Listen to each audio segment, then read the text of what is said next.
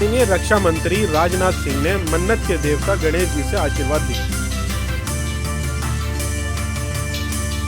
आज दिनांक 27 सितंबर 2023 में लाल बाग का राजा गणपति के महोत्सव में माननीय रक्षा मंत्री राजनाथ सिंह ने मन्नतों के देवता से आशीर्वाद लिया और लाल बाग के राजा गणपति के भक्तों को शुभकामनाएं दी।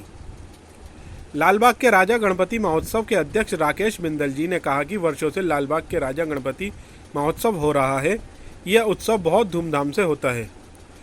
सनातन धर्म दुनिया में अच्छा धर्म है। भगवान गणेश की प्रतिमा मुंबई से बनकर आती है। ये दिल्ली की सबसे बड़ी मूर्ति होती है। बॉलीवुड के कई कलाकार इस महोत्सव में आते हैं। लाल बाग का राजा गणपति महोत्सव के अध्यक्ष राकेश बिंदल जी ने बोला कि महोत्सव में आने वाले सारे भक्तों को बैठने की संपूर्ण व्यवस्था और फ्री प्रसाद मिलने की व्यवस्था है और आधुनिक पंडाल में बच्चों के लिए खाने पीने और झूले की व्यवस्था है और मेले की टाइमिंग शाम 6 बजे से रात के 12 बजे तक है।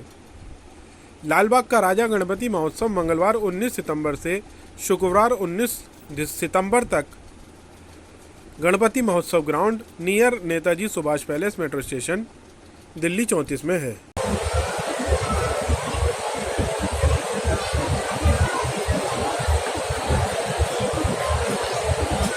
आदरणीय राजनाथ सिंह जी का स्वागत है। एक बार तालियां बजाकर आप स्वागत करें देश के रक्षा मंत्री राजनाथ सिंह जी का। तालियां भरपूर हों।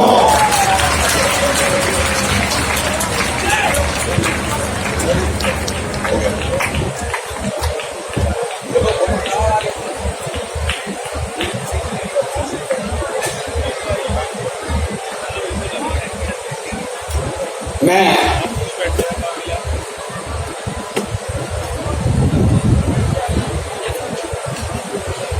आदरणीय राजनाथ जी, अभी यहाँ कवि सम्मेलन होना है और सब कवियों से आपका परिचय भी हो जाएगा।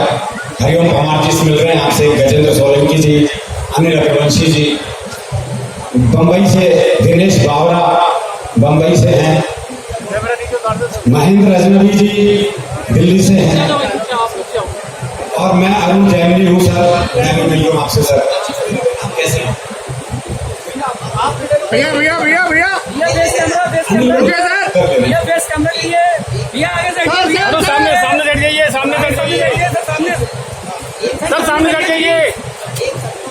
सामने से ये सामने बताइए।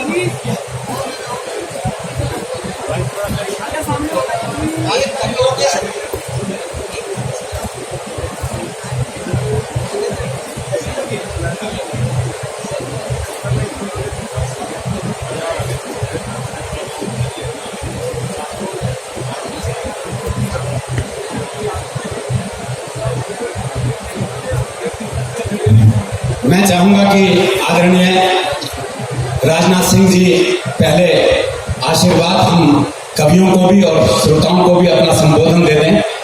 पहले सबसे पहले आपका संबोधन। बीच में आके यार थोड़ा साइड में करो। ठीक है, काय को खड़े हो भाई आप। लीजिए कवि सम्मेलन में प्रारंभ कर रहे हैं। मैं माँ सरस्वती को प्रणाम करते हुए आज का ये कवि सम्मेलन प्रारंभ कर रहा हूँ। कवि सम्मेलन कर रहे हैं। अब आप अपने हिसाब से फोटो खींच लो भाई। मैं चाहूंगा कि हम माँ सरस्वती की वंदना से आज का ये कवि सम्मेलन प्रारंभ करें। गणेश जी का दरबार है और माँ सरस्वती की वंदना होगी। मैं चाहूंगा तालियां बजाकर पहले तो आप कवि सम्मेलन के मूड में आ जाए। भाई गजेंद्र सोलंकी जी को मैं आमंत्रित करना चाहता हूं कि वो माँ सरस्वती की वंदना करें। कल भगत सिंह जयंती है, भगत सिंह के चरणों में अपने प्रणाम निवेदित करें। एक बार तालियां बजाकर, आप घनघोर तालियां बजाकर गजेंद्र सोलंकी जी को आमंत्रित करें।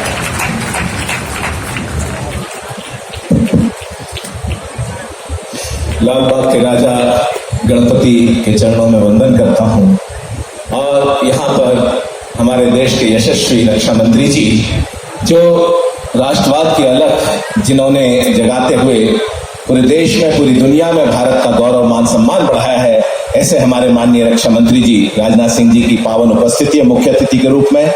हमारे इस लाल बाग के राजा के कार्यक्रम के चेयरमैन हमारे बड़े भाई राकेश बिंदल जी और सभी का मैं अभिनंदन करता हूं और आपकी पावन उपस्थिति का भी को प्रणाम करता हूं और 4 पंक्तियां मां शारदे के चरणों में रखना चाहता हूं। एक बार पूरा सदन, अगर आप कवि सम्मेलन आप सुनते रहे हैं तो मैं चाहता हूं पूरा सदन एक बार हाथ उठा के ताली बजा के बताइएगा कि आप कवि सम्मेलन सुनने के लिए यहां पर हैं। बोलो भारत माता की। कि मातु हंस वाहिनी प्रदीप्त ज्ञान दायिनी, मां प्यारे भारत देश को तू ऐसा वरदान दे। फिर मैंने सोचा प्यारे भारत देश को ही क्यों, हमारे पूर्वजों ने कहा अयम निजः परो वेति गणना लघु चेतसाम उदार चरिता नाम तु वसुधैव कुटुंबकम।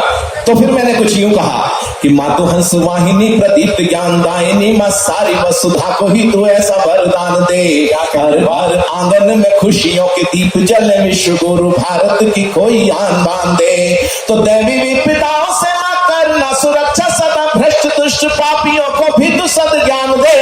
और कवियों की कविता हो लोक कल्याणकारी, भारत की माटी को असीम स्वाभिमान दे। तू माटी को असीम स्वाभिमान दे। और एकता अखंडता का सुर चहूं और उठे, जन गण मन की वीणा को ऐसी तान दे।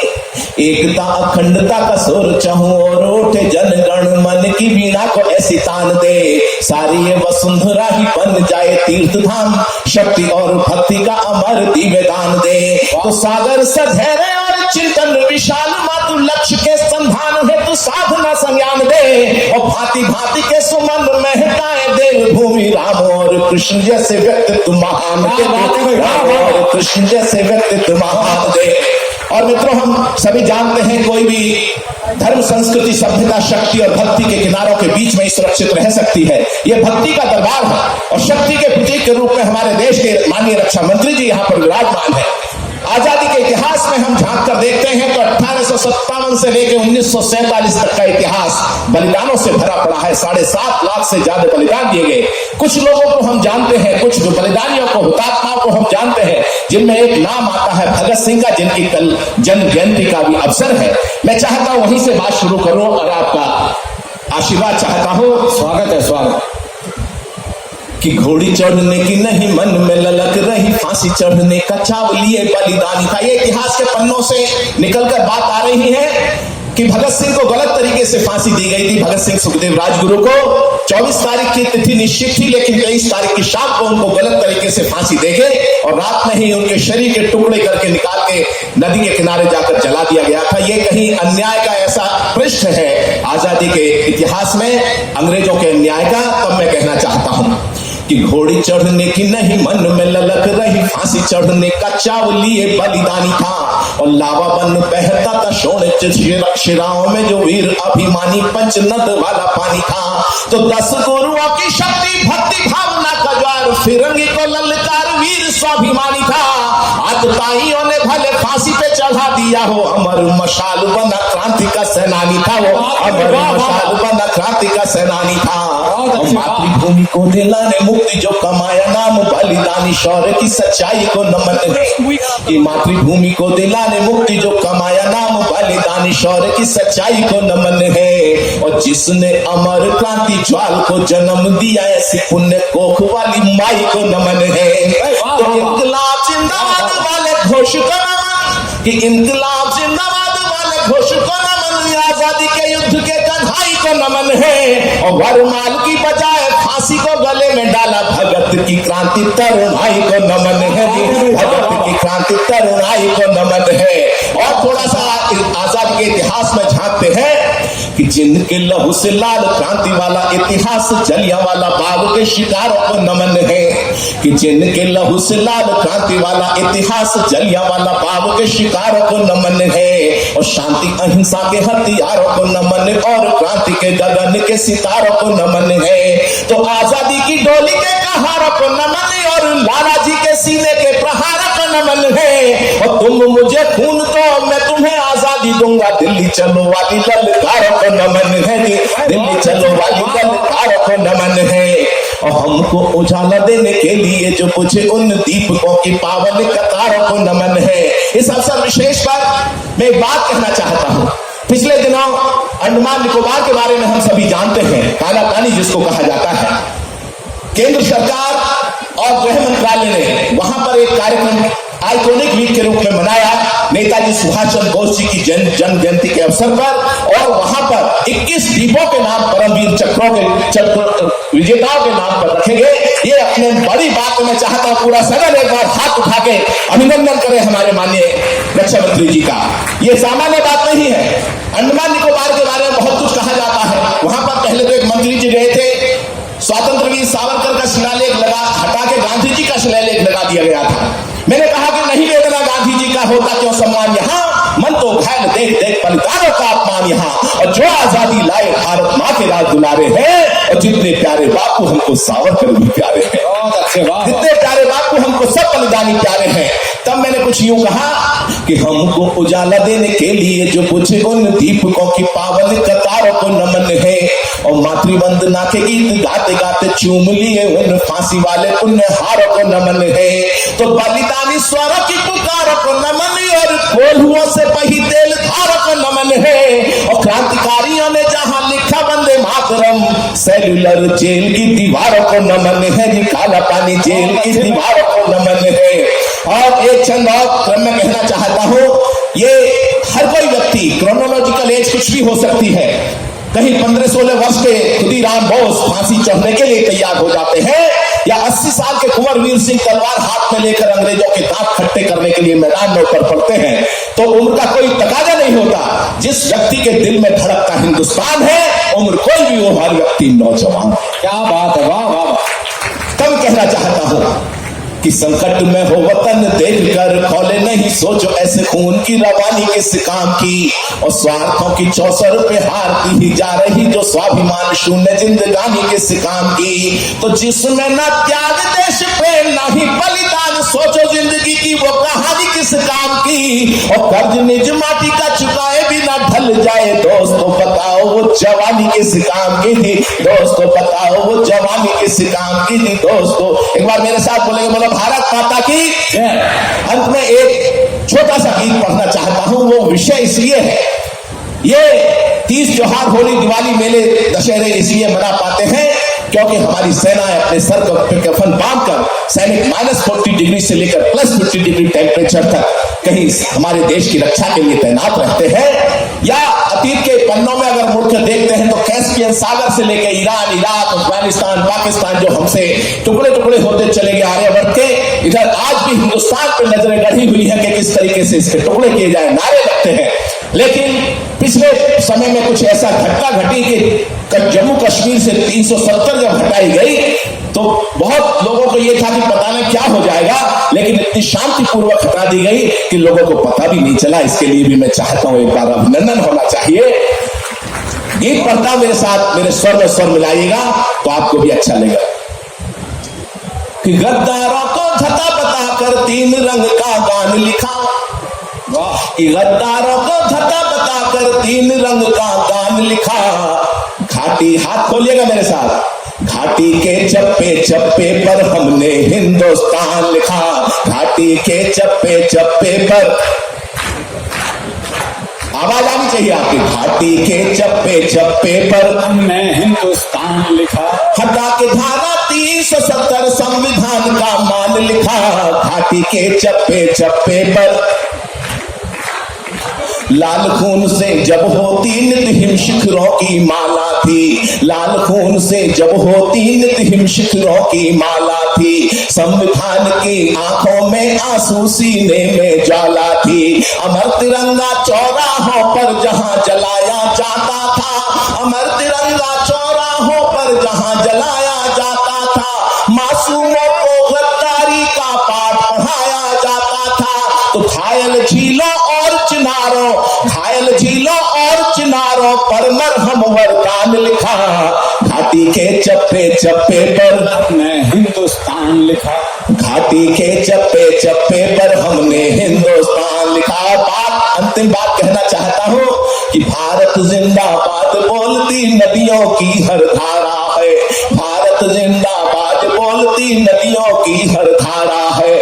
जहां हुए बलिदान मुखर्जी, वो कश्मीर हमारा है, वो कश्मीर हमारा है, वो कश्मीर हमारा है जी, वो सारे का सारा है। अब पीओके की बारी है, बहुत अच्छे। अगर मेरी बात में सच्चाई है तो पूरा सदन हाथ उठा के ताली बजाएगा। वो कश्मीर हमारा है जी, वो सारे का सारा है। दिल्ली के सिंहासन ने जीने का जलवा सिखा दिया, दिल्ली के सिंहासन ने जीने का जलवा सिखा दिया। उग्रवाद के आकाओं को साफ आईना दिखा दिया। तो सदियों तक होते आए, सदियों तक होते आए बलिदानों का सम्मान लिखा। घाटी के चप्पे चप्पे पर, घाटी के चप्पे चप्पे पर हमने हिंदुस्तान लिखा, हमने हिंदुस्तान लिखा, हमने हिंदुस्तान लिखा। हटा के धारा 370 संविधान का मान लिखा। घाटी के चप्पे चप्पे पर हमने हिंदुस्तान लिखा, हमने एक बार बोलेंगे, बोलो भारत माता की वंदे। और बताना बहुत अच्छा, तालियां बजाना एक बार भाई गजेंद्र सोलंकी जी के लिए। और मैं चाहूंगा एक बार 2 शब्द आशीर्वाद के, 2 शब्द बस।